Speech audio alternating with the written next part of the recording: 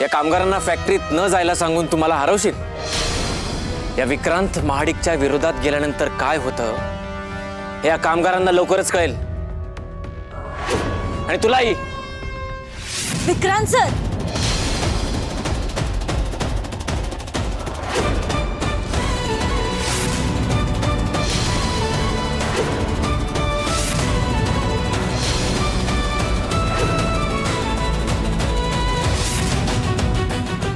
कोणाला धमकी देताय तुम्ही? इंद्रजित सरांना. तुम्हाला काय वाटलं की ते एकटे आहेत? त्यांच्यासाठी, आमच्या घरासाठी ही राणी कायम एक ढाल बनून तुमच्या समोर उभी आहे.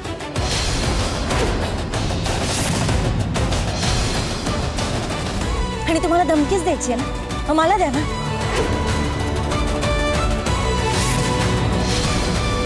तुमच्या सगळ्या धमक्यांची उत्तरं माझ्याकडे तयार आहेत. यापुढे जर इंद्रजित सरांकडे वाकड्या नजरेने पाहिलं ना, तर ही राणी तिचा हुकूम कसा गाजवू शकते हे तुम्हाला पण कळेल.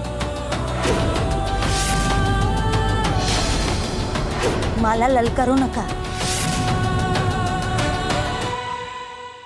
घाबरलो, घाबरलो इंद्रा, घाबरलो. हुकुमाची राणी तुझ्या इंद्राने तुला बॉडीगार्ड बनवून ठेवलंय. इंद्रा, राणी, एकमेकांसाठी उभा राहण्याचा मस्त ड्रामा करता तुम्ही.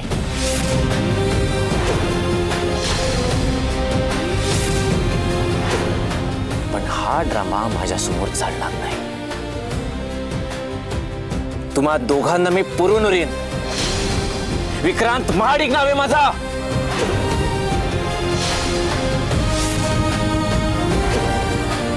आणि विक्रांत महाडिक सर, तुमच्यामुळं जर माझ्या माणसांना खर्चटलं सुद्धा ना, तर तुमचं साधं अस्तित्व सुद्धा उरणार नाही. याची मी पूर्ण काळजी घेईन.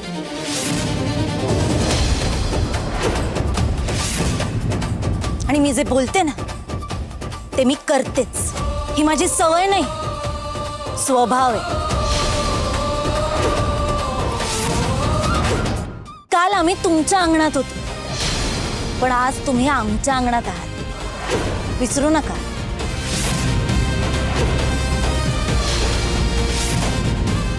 आणि हा, दुसऱ्याच्या मेहनतीचं पळवणाऱ्याला आम्ही डोमकावळे म्हणतो.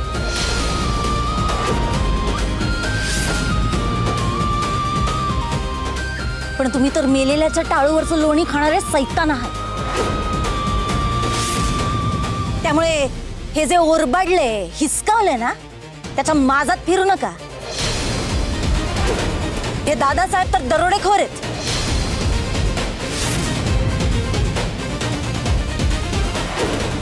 ज्यांनी आबांच्या मालकी हक्कांवर दरोडा टाकलाय.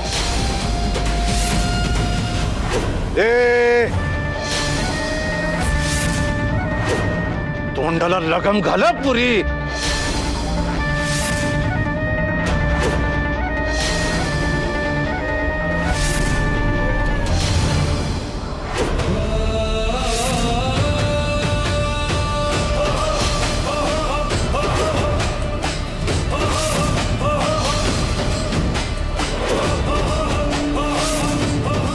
आवाज खाली. माझ्या बायकोवर आवाज चढवून बोलायचं नाही.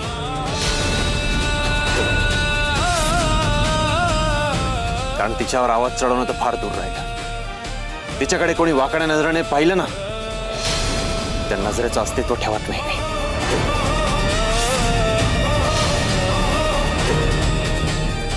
डोळे काढून हातात द्यायची हिंमत ठेवतो मी.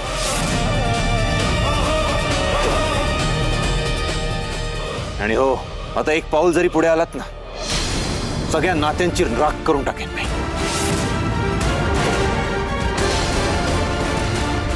कोण भाऊ, कोण दादा, सगळं विसरून जाईन ना मी.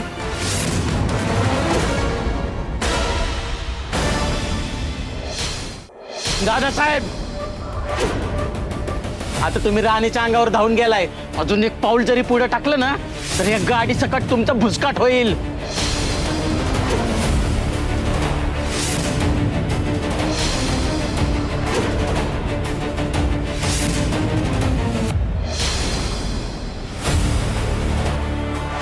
राणी आणि इंदिरा साहेबांच्या आणि आबासाहेबांच्या केसाला जरी धक्का लागला ना तर एकाला सुद्धा जीवन सोडणार नाही. खांडोळीच करतो एका एकाची.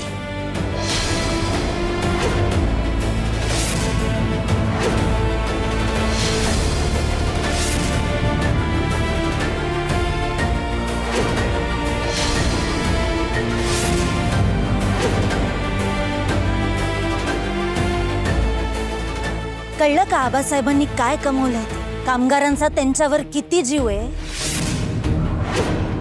ते बघा जरा. त्यांच्यासाठी ते जीव द्यायला आणि घ्यायला सुद्धा तयार आहेत.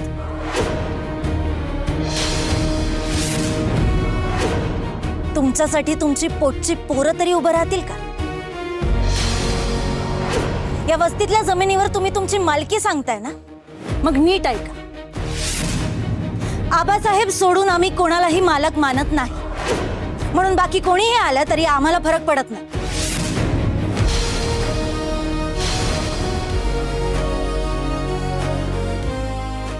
त्यामुळे काहीही झालं तरी आम्ही आबांची साथ कधीच सोडणार नाही.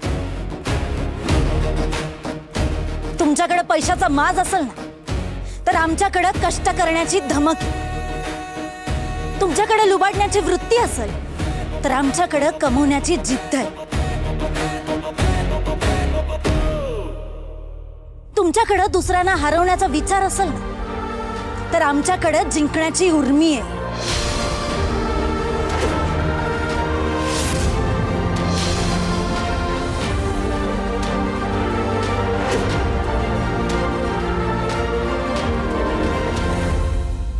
ए पुरी, बस, खूप बोललीस. आता तो तू राणीला हातच लावून दाखव, तुझी तिरडीच उचलतो.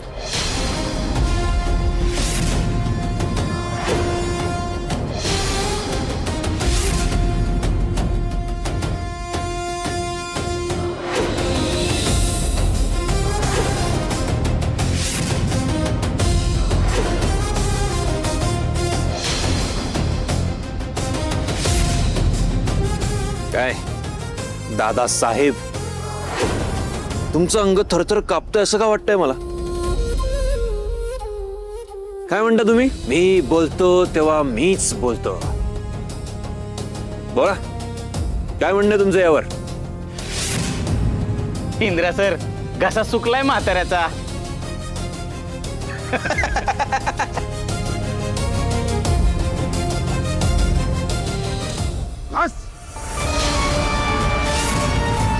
खूप ऐकून घेतलं. आता या सगळ्या गोष्टींचा हिशोब हा दादासाहेब जरूर करणार.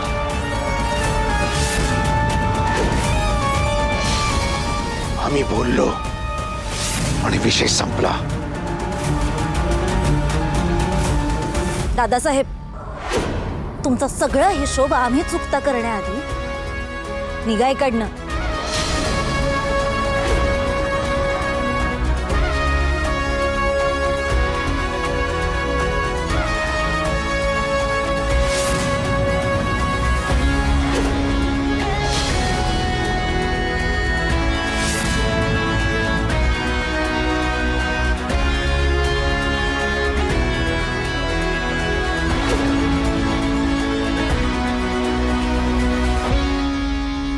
वाराने त्यांच्याच भाषेत नडलीस की त्यांच्या संग.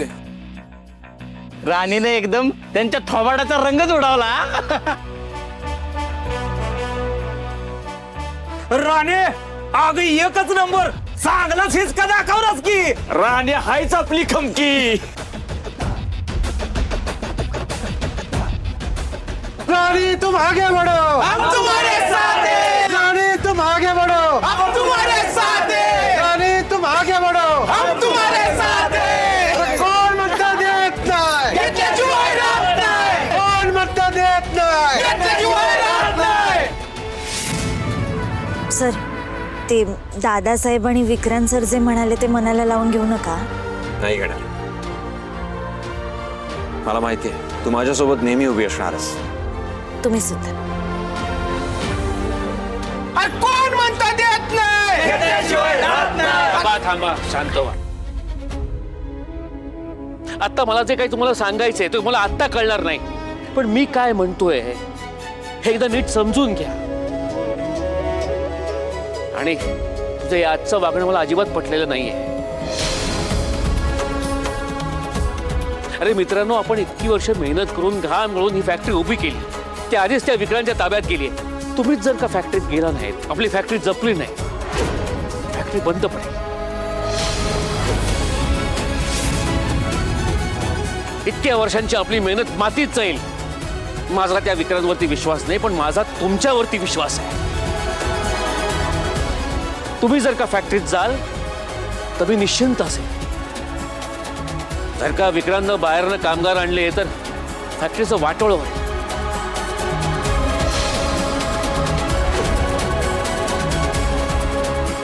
आपल्याला पुन्हा जर फॅक्टरी परत मिळवायची असेल तर तुम्ही फॅक्टरीत जाणं गरजेचं आहे. कारण विक्रांत अर्ध्या आळकुंडानं पिवळा झालाय. त्याच्या मस्तीत माझात सगळं गमावून बसणार आहे. आपल्याला फॅक्टरी परत मिळवायची आहे. त्यामुळे आत्ता भानावर या, डोक्यानं विचार करा. आव्हानचं म्हणणं बरोबर आहे. बाहेर थांबून काही होणार नाही. जर आपल्याला फॅक्टरी सांभाळायची असेल तर फॅक्टरीच्या आत आपलं असणं खूप गरजेचं आहे. उद्यापासून मी सुद्धा तुमच्यासोबत एक कामगार बनून फॅक्टरीत येईन. साहेब, अहो काय बोलताय? का काय हरकत आहे? हे बघा, आता मी तुमच्यातलाच एक आहे. आणि असंही सुरुवातीच्या काही दिवसात मी एमडी होतो तेव्हा तुम्हाला खूप त्रास झालाय माझ्यामध्ये. आता जर मला तुमच्यासोबत काम करायची संधी मिळाली तर मलाही स्वतःहून तुमचा मोठेपणा अनुभवता येईल. इंद्र साहेब, तुम्ही काम करा. आबा म्हणतायत ते बरोबर आहे. विक्रांतच्या हालचालींवर जर लक्ष ठेवायचं असेल तर फॅक्टरीच्या आत माझं असणं खूप गरजेचं आहे. त्याने कुठल्या पेपर्सवर साईन घेतल्या, ते पेपर्स खरे आहेत की खोटे आहेत हे मला चेक करायचं. आबा, विक्रांत आता रिसेंटली कुठलं तरी एक मोठं लोन घेणार होता. मला त्या बाबतीतही त्याच्यावर लक्ष ठेवता येईल. विक्रांतने जर फॅक्टरीच्या बाबतीत कुठलाही उलटसुलट निर्णय घेतला तर आपण सगळे तिथे एकत्र असू तर त्याला आपण चॅलेंज करू शकतो.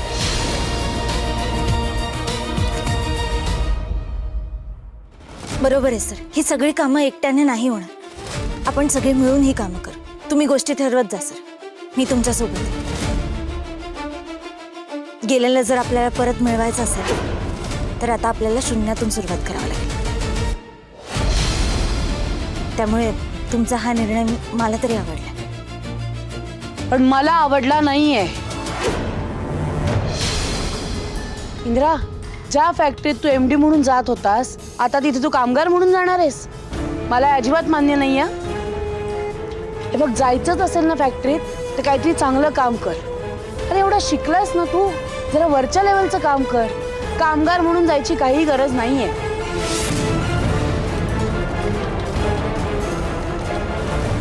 आई, त्याशिवाय विक्रांत मला फॅक्टरीत सुद्धा उभं राहू देणार नाही. तो मला ऑफिसचं काम का देईल? आणि मी जर कामगार म्हणून फॅक्टरीत गेलो ना त्याचा इगो सॅटिस्फाय होईल. तो लगेच मला परमिशन देईल कामावर यायची. इंद्रा, अरे पण तुला ते काम जमणार नाही. का नाही जमणार? हे बघ आई, जगात अशक्य असं काहीच नाही माझ्यासोबत. आणि अगदीच मला त्रास झाला तर माझी माणसं आहेत ना माझ्यासोबत. काय रे, आहात ना सगळे? सगळ्या तुमच्या सोबत. इंद्र सर, तुम आगे बढ़ो. हम तुम्हारे साथ हैं. इंद्र सर, तुम आगे बढ़ो. हम तुम्हारे साथ हैं. इंद्र सर, तुम आगे बढ़ो.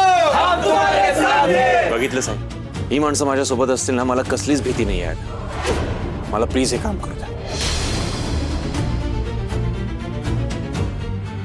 ठरलं तर मग उद्यापासून मी सुद्धा तुमच्यासोबत फॅक्टरीत येईन. विक्रांतला आपण त्याच्याच भाषेत उत्तर द्यायचंय. ती फॅक्टरी आपली आहे आणि आपण ती मिळवायचीच आहे. आबा, थँक्यू. आज तुम्ही नसतात तर कदाचित आमची पावलं चुकीच्या वाटेवर वळली असती. आणि मला पूर्ण खात्री आहे या लढाईत तुम्ही आम्हाला योग्य तोच मार्ग दाखवाल. सर, तुमच्या चेहऱ्यावरचा आत्मविश्वास सांगतो की तुम्ही नक्की जिंकाल. तू सोबत असशील तर 100%.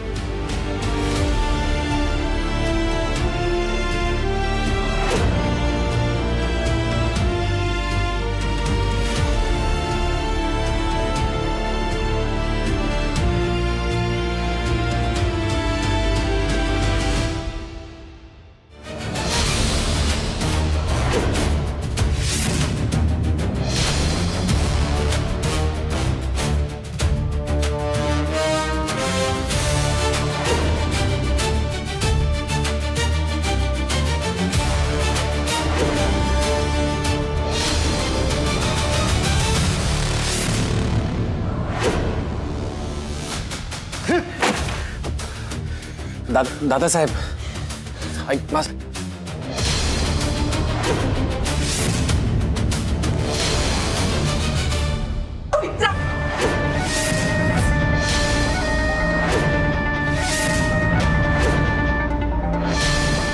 कंपनीचा मालक बनाय निघालायस. साध्या कामगारांना मुठीत ठेवता येत नाही तुला. मारायची धमकी देता येत ते. या दादासाहेबांच्या नजरेत नजर घालून बोलतायत. अरे लाज वाटली पाहिजे तुला.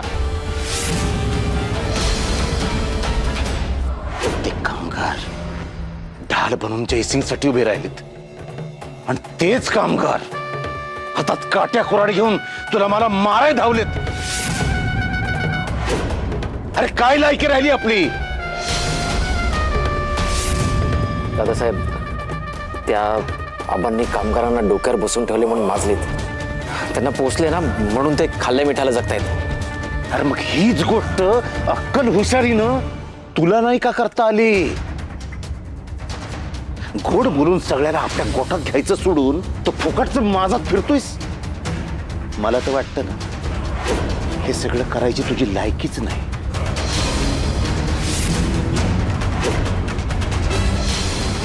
दादासाहेब तुम्ही तरी इंद्रासारखं बोलू नका. मी तुम्हाला शब्द देतो,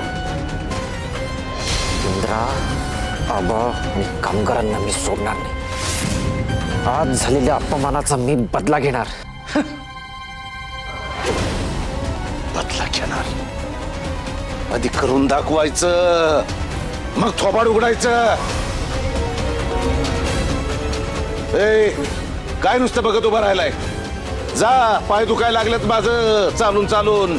गरम पाणी काढा आणि चहा ना माझ्यासाठी. तुमच्या सगळ्यांमुळं चालायला लागले मला.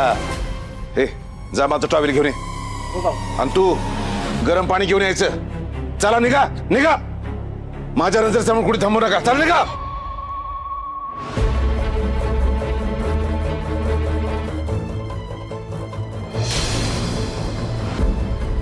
काय ग, हे कुठे आहेत? ते आबांना जरा एकटं बसायचं होतं, मग ते चिंचेच्या झाडाखाली जाऊन बसलेत. आणि इंद्रा, मला खरं खरं सांग, तू बाहेर जे काही बोललास ते सगळं खोटं होतं ना? तू फॅक्टरीत कामावर जाणार नाहीयेस ना? मी का खोटं बोलेन? आणि हे बघ आबा म्हणतायत ते बरोबर आहे. फॅक्टरीत काय चाललंय काय नाही यावर जर लक्ष ठेवायचं असेल ना तर माझं फॅक्टरीत इन्व्हॉल्व्ह होणं खूप गरजेचं आहे.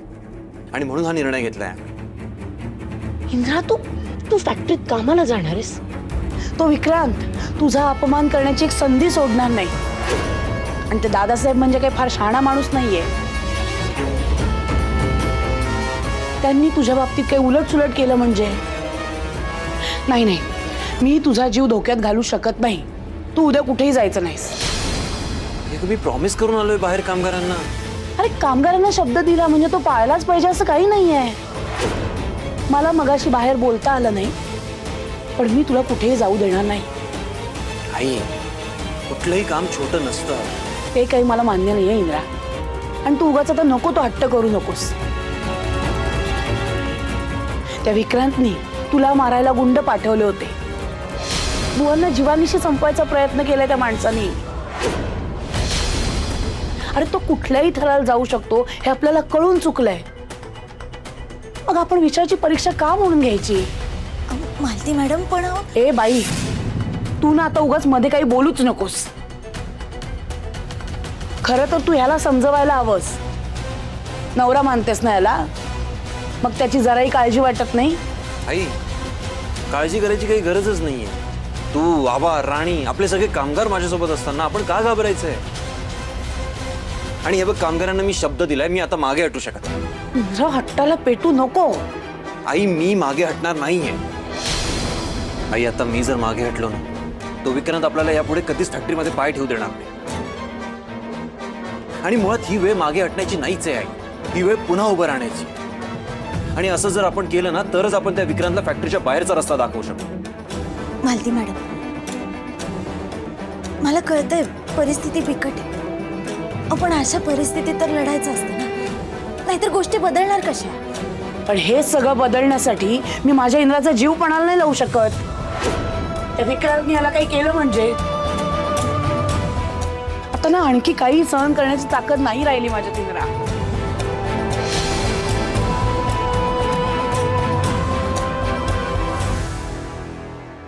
काय चाललंय काही कळेना. इंद्र आणि राणी गेल्यावर माझी इथली पॉवर आणखीन वाढेल असं वाटलं होतं, पण इथे तर माझी आहे ती पॉवर काढून घेतायत. वैताग आणलाय नुसता या म्हाताऱ्यानं. शी, आता काय तर चहा प्यायचा आहे दादा.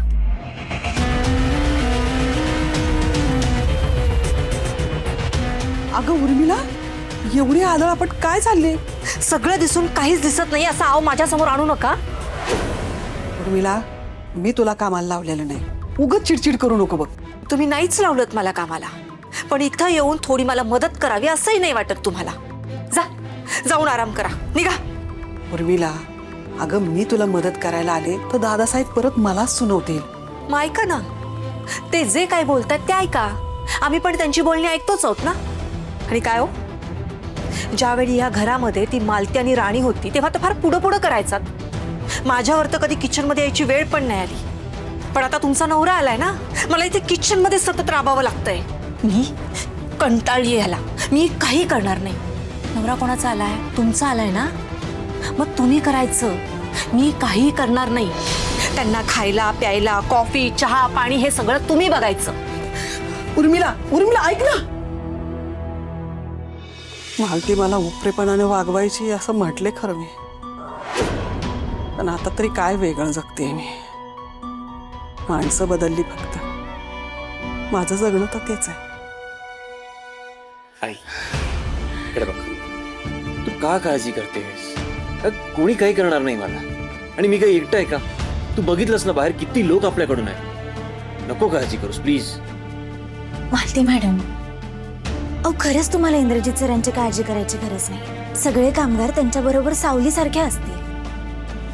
पण माझा कोणावरही विश्वास नाहीये.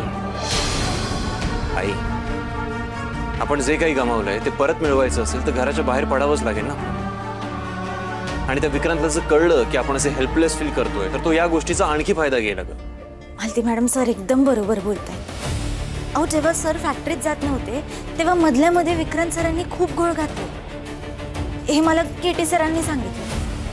हो, आता तर त्या आबांच्या सगळ्या मेहनतीची राख करून टाकली. राख तर आमच्या घराची झालीये, तू आमच्या घरात आल्यापासून. आत्ताही इंद्राचा जीव धोक्यात घालताना तुला काहीच वाटत नाहीये? मला शेवटचं सांगून ठेवते, त्याच्या केसाला जरी धक्का लागला ना तरी त्याला तू जबाबदार असशील. त्याला जर काही झालं ना तर मी तुला कधीच माफ करणार नाही. आई,